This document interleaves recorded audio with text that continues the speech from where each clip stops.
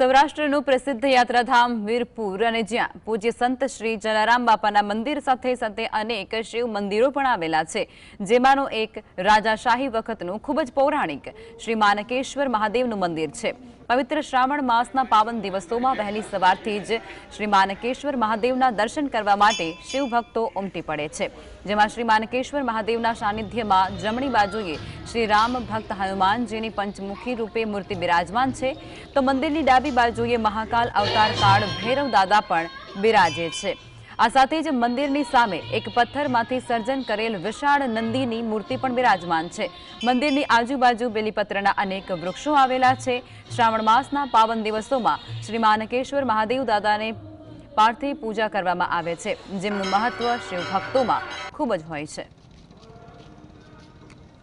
મંદિર પાલીતાણાના મહારાજા માનસિંહજી બાપુએ બનાવેલું છે। સંવંત 1947 ઈસવીસન 1891ના રોજ આ મંદિરની સ્થાપના થઈ છે। અત્યારે હિસાબ કરી તો 133 વર્ષ આ જૂનામાં જૂનું મંદિર છે।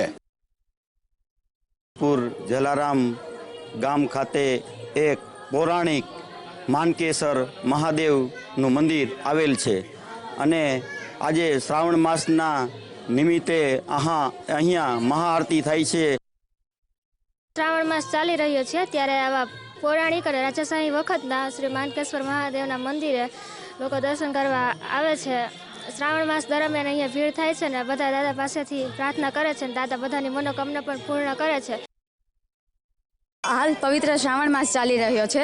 શ્રાવણ માસ દરમિયાન વીરપુર ગામમાં રાજાશાહી વખતનું ખૂબ જૂનું પૌરાણિક માનકેશ્વર મહાદેવનું મંદિર આવેલું છે। શ્રાવણ માસ દરમિયાન તમામ બહુ મોટી સંખ્યામાં ભાવિક ભક્તો અહીંયા દર્શન કરવા માટે આવે છે। શ્રાવણ માસમાં પાર્થિવ પૂજાનું ખૂબ મહત્વ હોય છે। અહીંયા પાર્થિવ પૂજાના પણ દર્શન છે।